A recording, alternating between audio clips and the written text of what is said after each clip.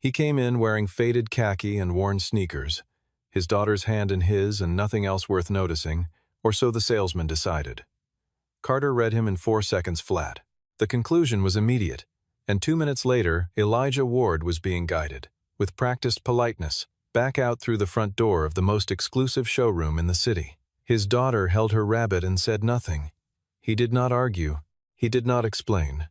He walked to his car. He did not know the CEO had been watching from the second floor, and she had just recognized what he was driving.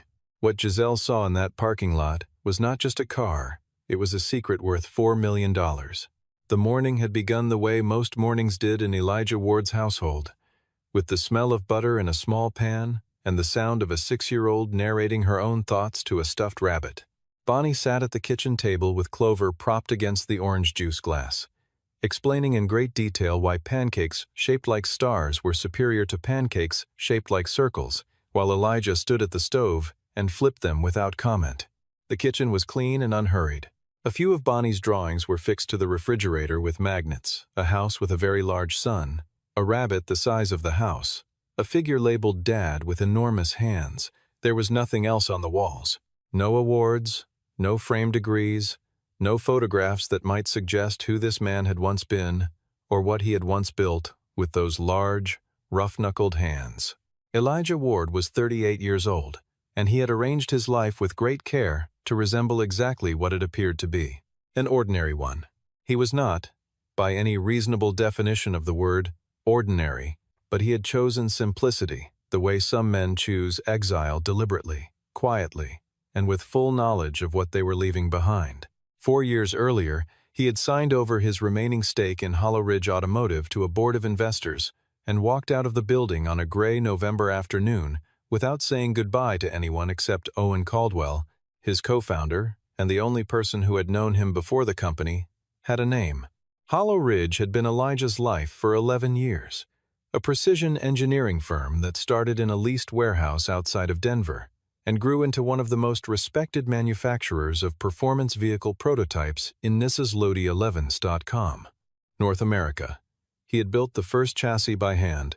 He had designed the suspension geometry on graph paper at a kitchen table, not unlike this one. He had poured himself into that work with the particular obsession of someone who does not yet understand that some obsessions have consequences. The consequence arrived on a Wednesday in March, on a stretch of closed test track in the high desert, when a calibration error in a braking system that Elijah himself had signed off on sent a car into a concrete barrier at 112 miles per hour. His wife, Rachel, had been in the passenger seat. She was conducting acoustic testing. She was not supposed to have been there that day. She had switched shifts with a technician who had a sick child at home. The technician survived. Rachel did not. Elijah drove home that night, sat in the garage with the door closed, and stayed there until Bonnie cried from her crib at 2 in the morning. He got up. He made a bottle. He never went back to Hollow Ridge. He sold everything. He kept one thing.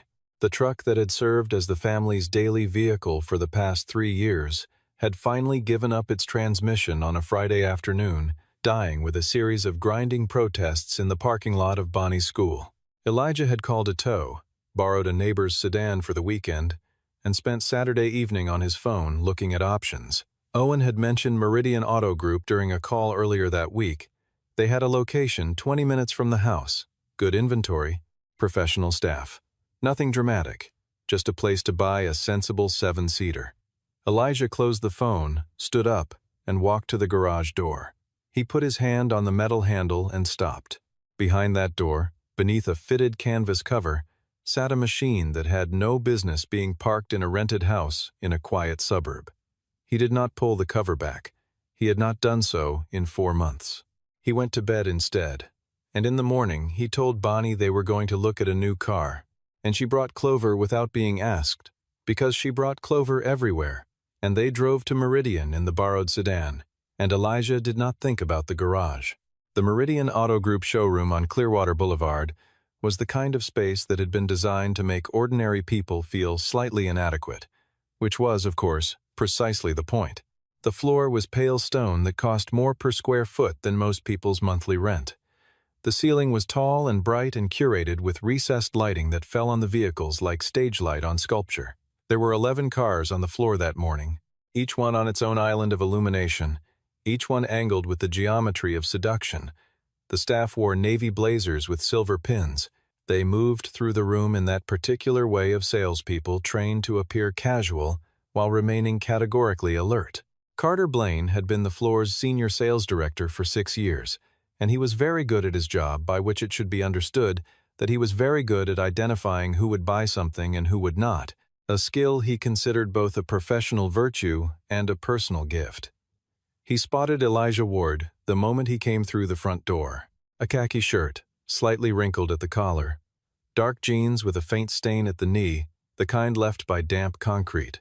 White sneakers, once white, now the color of old paper. A small girl in a yellow dress holding a stuffed rabbit. Carter's eyes moved once, top to bottom, and the calculation completed itself in under 3 seconds. He stepped forward anyway. It cost nothing to be polite to someone who would leave empty-handed. He offered his hand, offered a smile, and asked in a warm, professional voice what had brought them in today. Elijah shook his hand and said he was looking for a 7-seat SUV, something safe and practical, cash purchase, flexible on model. Carter processed the phrase cash purchase without expression. People said cash purchase sometimes when they meant financing, and the ones who actually meant it did not typically show up in borrowed clothes with dried concrete on their knees. He nodded and said that was wonderful, and that there were several excellent options he'd love to show them. And then he guided them not to the Traverse section, but to the auxiliary display near the rear of the floor, where the entry-level models sat without much ceremony. He spent 5 minutes on a mid-tier model, pointing out the cargo capacity and the entertainment screens, with the enthusiasm of someone who has explained the same features 300 times. The model in question had a starting price of $54,000 and was, in Carter's expert estimation, exactly what this particular customer needed, meaning it was the most expensive thing Carter thought this man could plausibly afford, without embarrassing either of them. He talked about the panoramic sunroof and the 3-zone climate control, with a warmth that was entirely manufactured and still perfectly convincing, because Carter was skilled at that particular kind of warmth, the kind that gestures at sincerity without ever quite touching it. Elijah listened without interrupting, his hands in his pockets, his weight balanced on both feet in the unhurried way of someone who has nowhere else to be and no particular reason to perform impatience. Carter took this for passivity. He was wrong, but he would not understand that for another half hour. When Carter finished, Elijah asked in a conversational tone about the adaptive torque distribution on the Traverse 4.0 and whether the rear differential was open or limited slip in sport mode. Carter blinked. The question was precise, not the kind of question a person asked after looking something up online, but the kind asked by someone who already understood the answer and was testing the source. It was a question you asked when you wanted to know whether the person across from you actually knew what they were selling. Carter recovered quickly. He said that was a great question, and that the technical specifications were available in the brochure, and that he could also connect Elijah with their product specialist if he wanted to get into the details. The offer was smooth and entirely evasive, which was exactly what it was designed to be. Elijah accepted the brochure. He looked at the cover photograph. He did not open it. Bonnie, meanwhile, had been very quiet, which in Bonnie's case meant she was paying the fullest possible attention. She pointed at a silver vehicle near the entrance and asked her father whether it was prettier than the car in their garage. Carter heard that. He smiled at the girl and asked, in the practiced gentle voice he used on children and elderly customers, what kind of car Daddy kept in the garage. Bonnie said it was gray and very low, and that it didn't have any words written on it anywhere. Carter looked at Elijah with the expression of someone whose suspicion has just been pleasantly confirmed. Old project car, most likely. Something a hands-on man assembled on weekends from second-hand parts and internet forums. He nodded, as if the information had settled something that needed settling. 20 minutes later, Elijah asked to test drive the Traverse 4.0. The car was priced at $118,000. Carter said he would check on availability. He stepped away, made a phone call that was not about availability, and returned to say the test vehicles were unfortunately committed for the morning. Elijah looked through the glass door at the lot behind the building, where 3 Traverse models sat in a row with no visible appointments on their windshields. He pointed this out without changing his tone. Carter said those particular units had prior commitments that didn't show up in the system yet. He said it smoothly and without hesitation, because he had said similar things before. At that moment, a couple came through the front door on the other side of the showroom, the man in a charcoal suit, the woman in a cream blazer, both carrying the particular ease of people who expected to be greeted immediately. Carter excused himself. He did not excuse himself from Elijah the way you excuse yourself from a valued customer. He excused himself the way you set down something you've been holding while you wait for something better to arrive. He was across the room in seconds, smiling differently, shaking hands differently, already pulling keys for the Traverse before anyone had asked. Elijah watched. Bonnie watched her father watching. She had seen that expression before in the car after certain school pickups, in the pharmacy once when a man at the counter had spoken to Elijah as though he were a problem to be solved, rather than a person to be addressed. She pressed Clover against her chest and said nothing because she understood, in the wordless way that young children sometimes understand the emotional geometry of a room, that her father was making a decision about how to respond, and that she should wait for him to finish making it. Carter returned a few minutes later, with a card in his hand, a colleague's card, someone else's number, the card of a person who was not present and had not agreed to be offered as an alternative. He said something about following up, about scheduling a proper appointment, about the morning being particularly hectic and timing being everything. Then he dropped his voice. Not far enough. He suggested that Avenue Motors across the road had a very solid selection of certified pre-owned vehicles, that their financing was more accessible, that their process was, in his words, a bit more flexible for various situations. He said various situations the way people say it when they mean one specific situation and don't want to be accused of saying it plainly.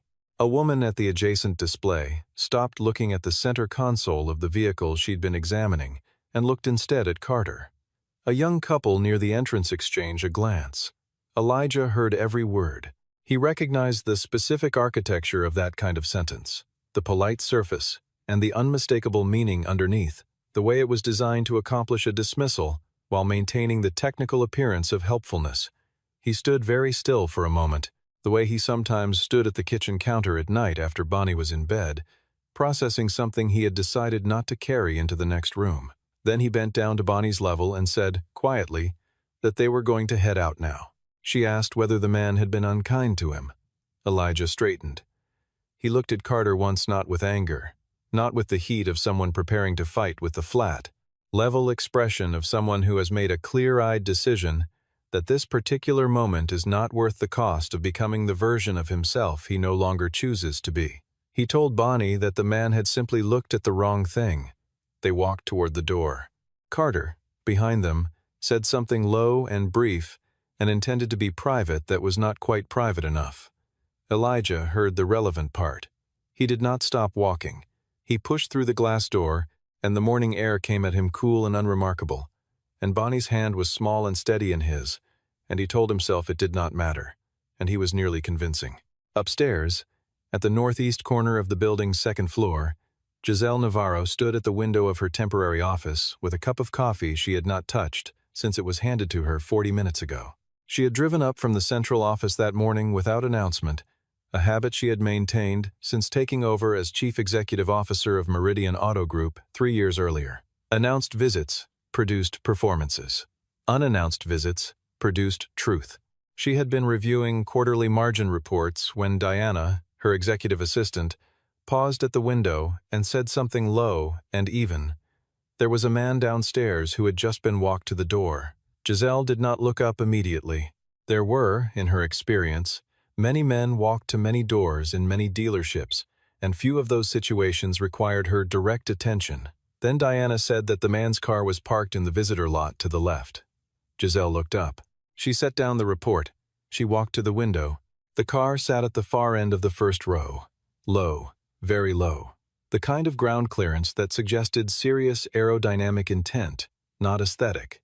The body was painted in a matte gray, so dark it appeared almost charcoal in the morning light, with no reflective sheen and no badge of any kind on the rear or the hood. To a person who did not know, it looked like an expensive hobby project, the kind of thing a skilled amateur might have assembled over years from parts and ambition. But Giselle Navarro was not a person who did not know.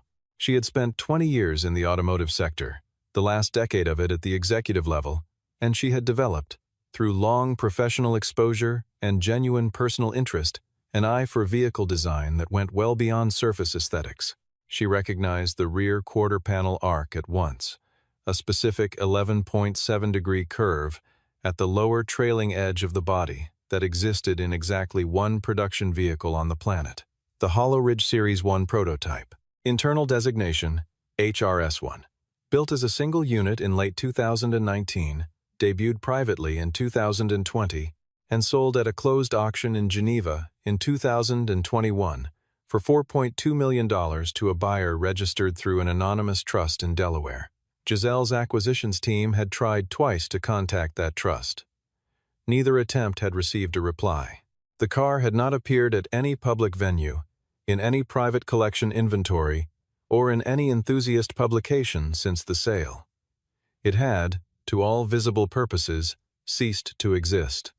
And yet here it was, parked in the visitor lot of her mid-range suburban dealership on a Tuesday morning, while its owner walked a 6-year-old girl toward the driver's door with a calm that looked, from this distance, like the calm of a man who had not come here to be noticed.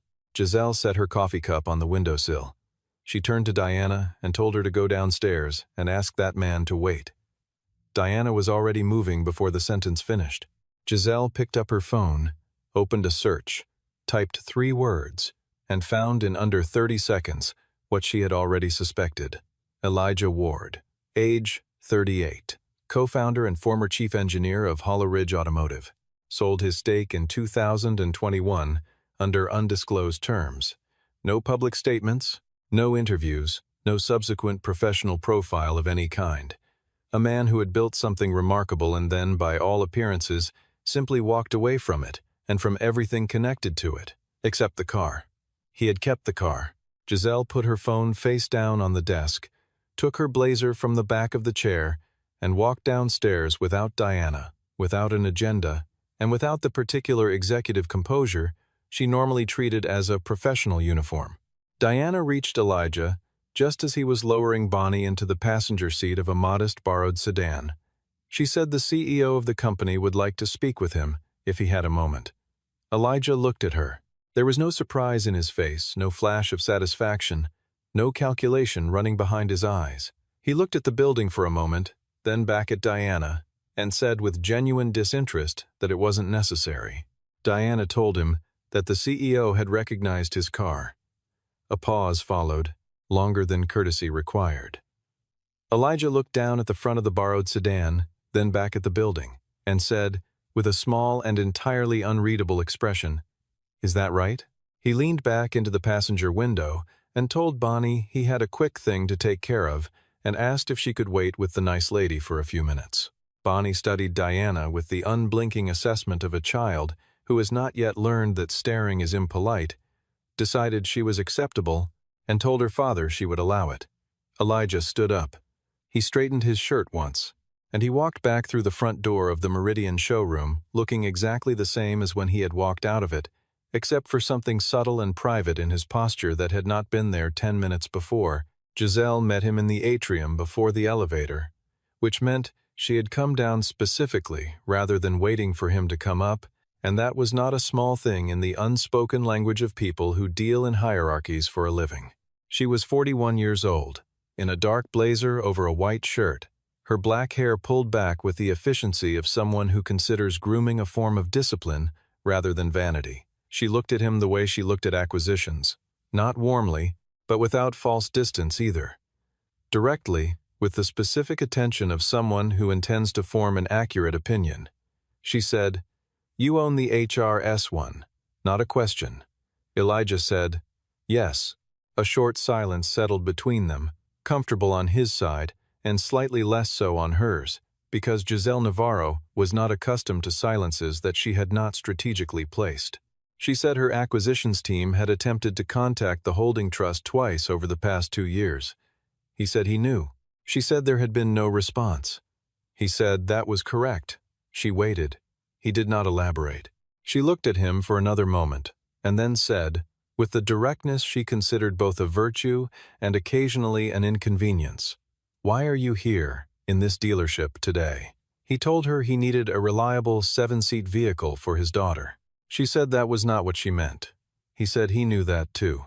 She brought him upstairs, to the private reception room rather than her office, because the office was hers and the reception room belonged to neither of them, and she was making a choice about that, conscious of it or not.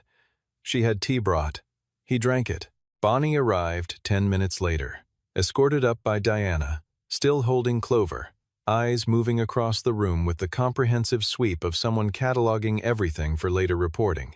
Bonnie looked at Giselle with the full gravity of a 6-year-old confronting a person of uncertain moral standing, and asked her directly whether she was the woman who had been unkind to her father. Giselle absorbed the question without flinching, which was a thing Elijah noticed. She did not smile with the defensive brightness adults usually employ when children ask them uncomfortable things. She looked at Bonnie steadily, brought herself to the girl's eye level with a single unhurried movement, and said, "No, but someone who works for me was, and she was sorry about that." Bonnie considered this answer for 3 seconds and then said, "Okay," and that Giselle had a very good blazer. Giselle said thank you. Elijah watched his daughter take a seat near the window with Clover, and his first instinct was not relief but something closer to gratitude, quiet, private, and not directed at any single thing. They talked for over an hour, and the conversation was nothing like the conversation Giselle had anticipated when she came downstairs. She had expected some version of leverage, a man who had been humiliated and now found himself in possession of something valuable enough to negotiate with. What she got was something far less familiar. Elijah did not bring up what had happened on the sales floor. He did not reference Carter. He did not perform injury or invite sympathy. He spoke about the vehicle she had asked about with the precise, specific language of someone who understands a machine from the inside out, not as an artifact, but as a series of solved problems.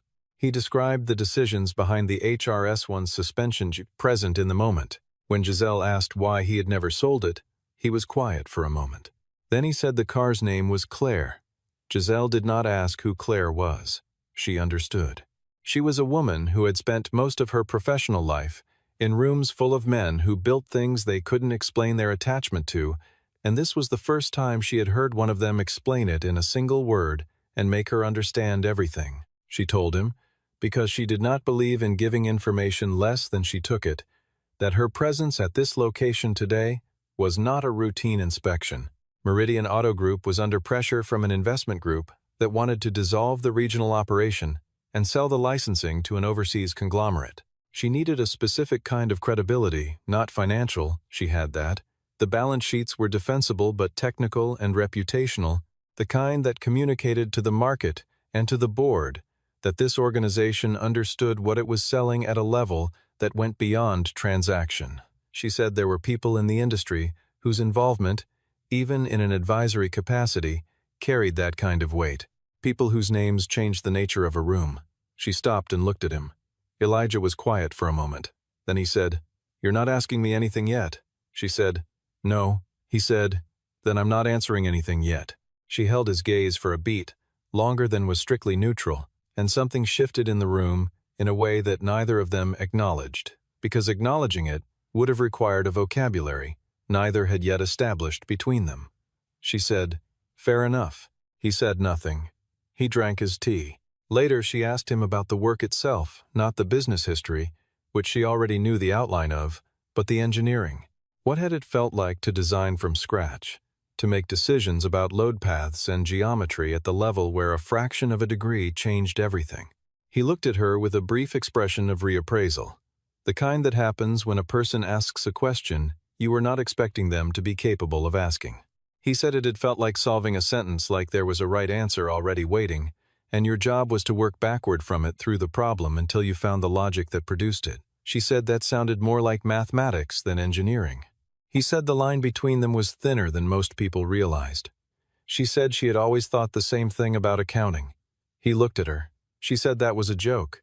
He said he was aware, and this small, unhurried exchange, buried in the middle of a conversation about professional leverage and vehicle specifications and the history of a company that no longer existed in the form it had taken when it was his, was the first moment that both of them, separately and without comment, registered something that was not entirely professional. His phone buzzed. He looked at it once, excused himself briefly, stepped to the window.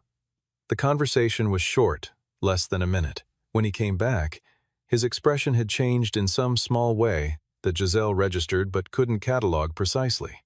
He told her that his former co-founder had called Owen Caldwell. Hollow Ridge had entered early development on a new chassis generation, a ground-up redesign of their high-performance platform, and Owen had been asking, for the past several months, whether Elijah would consider a consulting role, advisory only, no ownership, no operational commitment.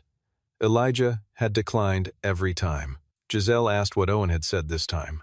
Elijah said Owen had sent him the preliminary specification sheets without asking permission, which was, he admitted, a very Owen thing to do. She asked what he had told him. He said he had told him he'd look at the documents. A pause.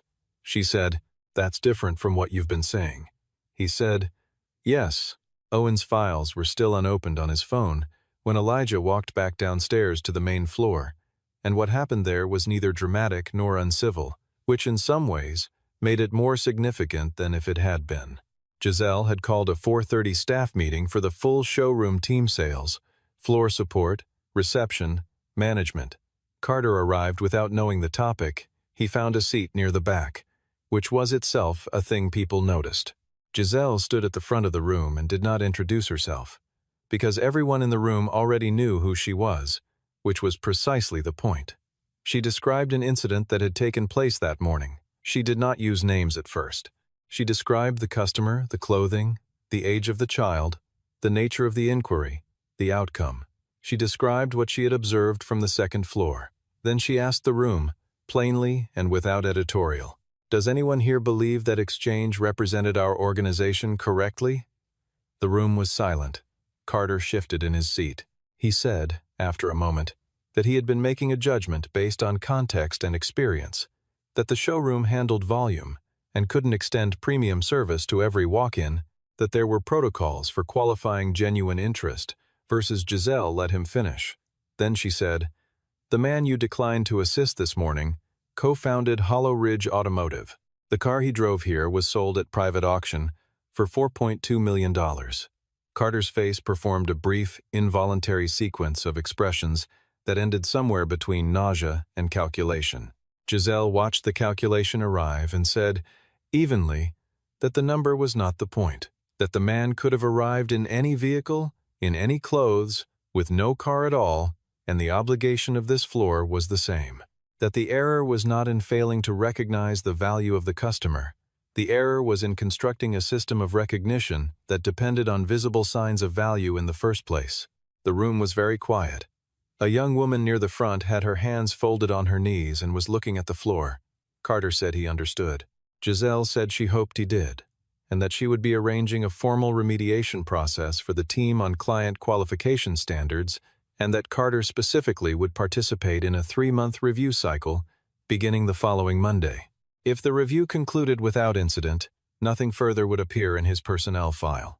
If it did not conclude without incident, his employment at Meridian would end. She said this without anger, without the performance of executive severity, with the tone of someone who has thought carefully about what fairness requires and is delivering it precisely. Carter nodded. He looked once at the door. Elijah was standing in the doorway. No one had announced him. He had come back in quietly while the meeting was underway and stood at the edge of the frame in the same unhurried way he did everything. Carter saw him. Something moved across his face, not remorse exactly, but the specific discomfort of a man encountering the consequence of an action he had already decided, too late, was beneath him. He stood up, crossed the room, and said Elijah's name. Elijah looked at him. Carter said he owed him an apology, a real one, not a company one. Elijah was quiet for a moment. Then he said, "I appreciate that." He paused, and then, "Don't say those things in front of children." That was all. He turned away, and Carter stood there with the particular stillness of someone who has just been given exactly what they deserved and not one thing more. The paperwork for the Traverse 4.0 took 25 minutes. Giselle processed it herself, which was not something a chief executive officer of a regional automotive group typically did, and no one on the floor said anything about it, partly out of professionalism, and partly because the room still had that quality that follows a hard truth, where everyone is slightly careful with themselves. Elijah reviewed every line. He initialed without hurrying. When he reached the final page, he paused and said there was one small item he wanted to add, not to the vehicle contract, but as a written agreement between himself and the organization. He wanted Meridian to dedicate one afternoon per month at this location to a technical education session for junior staff. Not sales training, not product knowledge in the commercial sense, but engineering history, how vehicles are designed, how decisions are made at the chassis level, how the industry had evolved over the previous 70 years. He would not lead the sessions. He was not offering his own time. He was requesting that the organization create space for that kind of learning to happen. Giselle looked at him. She said, "Agreed." She did not ask why. She knew why. It was the act of a person who had been denied something he had built his whole identity around, who had watched a young man dismiss the craft he had spent his best years mastering, and who did not respond with bitterness, but with an instinct to make sure the next generation of people in this industry actually knew what they were supposed to be selling. The late afternoon had gone gold by the time Elijah walked out to the lot with Bonnie sleeping against his shoulder, one arm around his neck, Clover hanging from her loose grip. Giselle walked them out. It was not something she had planned to do. Diana watched from the entrance and said nothing. The borrowed sedan was gone. A courtesy driver had returned it to the neighbor's house earlier. The HRS one sat where it had sat all day, in the far space of the first row, unmoved and unannounced, its matte gray body holding the late light without giving any of it back. Giselle looked at it for a long moment. She said, "You called it Claire." Elijah shifted Bonnie on his shoulder. He looked at the car. He said, "Yes." She said, "Were you ever going to sell it?" He said, "No." She asked, "Why keep something that hurts to look at?" He thought about that for what felt like a longer time than it probably was. Then he said, "Because it doesn't only hurt, because she would have thought it was beautiful. Because the last conversation they had before the accident was an argument about whether the interior stitching should be charcoal or navy, and she was right and he was wrong, and he never got to tell her." Giselle did not say anything. She looked at the car the way you look at something you now understand you had been thinking about incorrectly, and let the silence sit without filling it. He buckled Bonnie into the back seat of the new Traverse. She did not fully wake, only murmured something about Clover, and resettled without opening her eyes and closed the door gently. He stood with his hand on the frame for a moment. Giselle was beside him. Not close, but close enough. She said, "Elijah Ward, if you ever decide to come back to this industry, not to Hollow Ridge, not to any particular company, in whatever form that decision takes, I want to be the first call you make."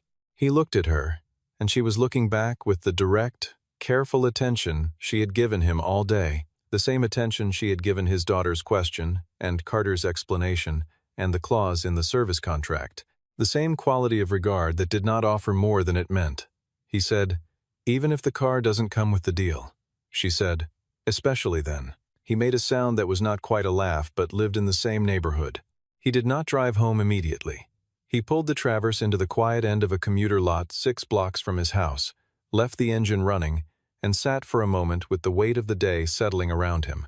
Then he reached into the console and opened Owen's files on his phone. He did not read them yet. He looked at the first page, a rendering of a suspension frame, all clean lines and load path notations, the geometry of a problem being solved, and felt something arrive in his chest that he had been careful, for 4 years, not to let arrive. It was not grief. Grief he knew. This was different. This was the specific discomfort of wanting something again after a long time of not allowing yourself to want anything at all. He set the phone down. He looked at the rearview mirror. Bonnie was asleep in the back seat, with Clover tucked under her chin and one sock half off her foot, and the sight of her did what it always did, which was to put everything else in proportion without reducing any of it. He picked up the phone. He called Owen. Owen answered on the second ring and said nothing, which was unusual for Owen, who typically had words ready for every occasion. Elijah said, "The chassis spec. Send me the full document." Owen was quiet for 3 full seconds. Then he said, "How long do you need?" And Elijah said, "Tonight." Owen said he'd have it over in 10 minutes. He hung up. He sat another moment in the quiet lot. Then he started the car and drove home. In the garage, the canvas cover on Claire had not moved. He did not pull it back. Not yet. But he opened the side door, the one that faced the car, and stood in the doorway with the kitchen light behind him, and he looked at the shape of the cover in the dark, the way you look at a door you've been standing outside for a long time, not because you're afraid to go in, but because you're finally deciding that the person who is ready to go in is the same one who came out.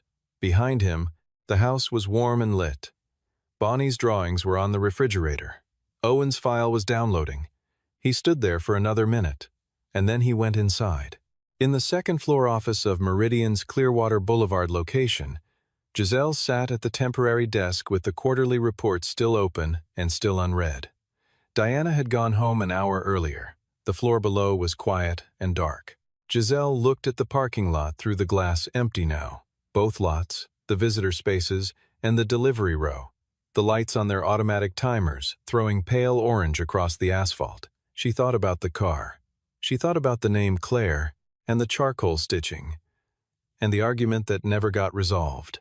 She thought about a man who had built something extraordinary, lost the most important thing in his life, and then spent 4 years not disappearing but enduring, making pancakes, taking his daughter to buy a car, accepting the small humiliations of being invisible, and then walking away from them without debt or drama. She thought about the way he had looked at her when she said especially then. She turned away from the window. She picked up her phone. She called Diana. When Diana answered, Giselle said, "I need you to pull everything there is on Hollow Ridge Automotive's current development program. Not for acquisition, not for the board." She paused. "Just because I want to understand it." Diana said, "I'll have it for you by morning." Giselle said, "Thank you." She hung up. She looked at the empty lot one last time. Then she closed the quarterly report, picked up her coat, and turned off the light.